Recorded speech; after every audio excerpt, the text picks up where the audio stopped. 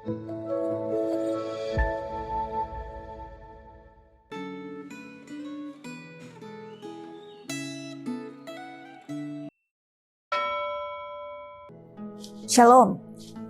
Bapak Ibu Jemaat yang dikasihi Tuhan, mari kita mempersiapkan hati kita untuk mendengarkan firman Tuhan.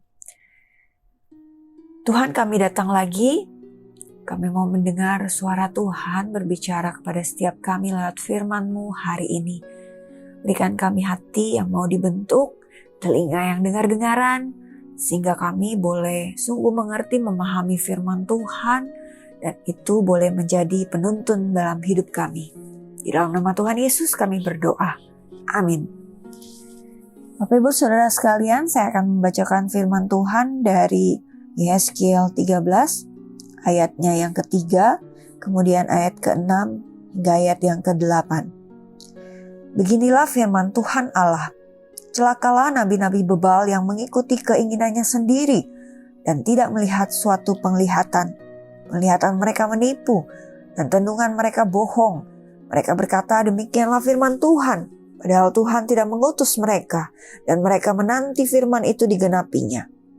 Bukankah penglihatan tipuan yang kamu lihat dan tendungan bohong yang kamu katakan ketika kamu berkata, demikianlah firman Tuhan, padahal aku tidak berfirman. Sebab itu beginilah firman Tuhan Allah. Karena kamu menyampaikan kata-kata dusta dan melihat hal-hal bohong, maka aku akan menjadi lawanmu. Demikianlah firman Tuhan Allah. Bapak Ibu Saudara yang terkasih, ada seorang pendaki gunung pernah bercerita. Suatu waktu ia tersesat di tengah kabut tebal. Lalu ia mendengar suara samar dari kejauhan seperti ada yang memanggil dan menunjukkan arah. Dengan penuh harapan, ia mengikuti suara itu. Ternyata, ia hampir saja melangkah ke tepi jurang. Untungnya pada saat itu kabut mulai menipis, sehingga ia melihat bahaya di depannya sebelum terlambat. Nah, belakangan dia sadar bahwa suara itu hanyalah gema dari lembah yang terdengar seolah-olah seperti petunjuk. Bacaan Alkitab hari ini menyingkapkan krisis serius, yaitu adanya suara yang terdengar rohani, padahal tidak berasal dari Allah. Para nabi palsu berkata, demikianlah firman Tuhan, padahal Allah tidak berbicara kepada mereka. Masalahnya adalah sumber pesan mereka. Mereka mengikuti roh mereka sendiri, bukannya roh Allah. Mereka menyampaikan pesan yang lahir dari pikiran sendiri, dari keinginan untuk diterima dan disukai orang.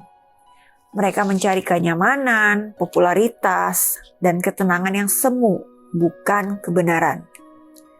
Nah, praktik para nabi palsu ini adalah pengkhianatan terhadap otoritas ilahi. Mereka mengklaim berbicara atas nama Allah tanpa dasar wahyu. Penglihatan yang mereka lihat hanya tipuan dan tendungan mereka adalah kebohongan. Mereka menggantikan firman Tuhan dengan imajinasi religius yang terasa meyakinkan, tapi sebenarnya hampa. Bahkan para nabi palsu membuat tali-tali jimat, yaitu praktik rohani yang menyesatkan untuk mencari rasa aman dengan cara mereka sendiri. Semua ini memperlihatkan praktik dosa yang mengganti kebenaran Allah dengan narasi yang hanya menyenangkan manusia. Pada akhirnya, Tuhan sendiri akan melawan dan menentang para nabi palsu. Allah akan membongkar kebohongan mereka, menghentikan pengaruh mereka atas umat yang dikasihinya, serta menyatakan kebenarannya sebagai satu-satunya suara yang sah. Allah tidak bersifat netral terhadap kepalsuan rohani.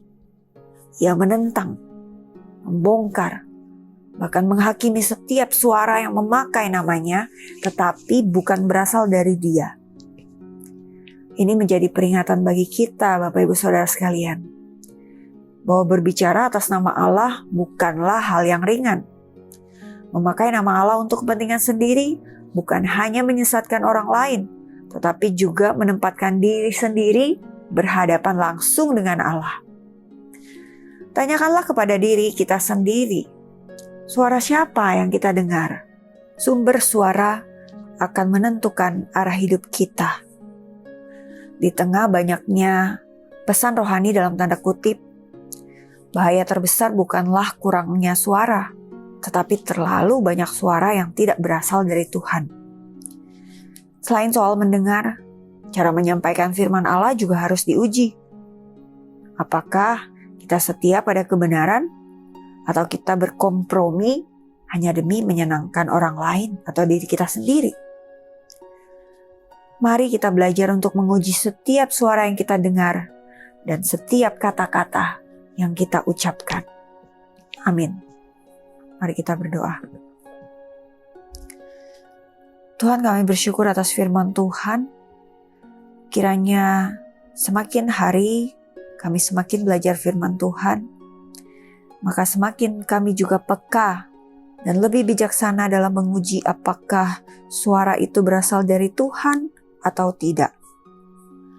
Ya Tuhan, ajar kami untuk boleh terus setia hanya pada kebenaran firman Tuhan. Dan jauhkan kami dari sikap yang mau berkompromi dengan hal-hal yang berlawanan dengan firman-Mu hanya demi menyenangkan orang lain dan bahkan diri kami sendiri. Kuatkan setiap kami Tuhan dalam melakukan firman-Mu. Hanya di dalam nama Tuhan Yesus kami berdoa. Amin.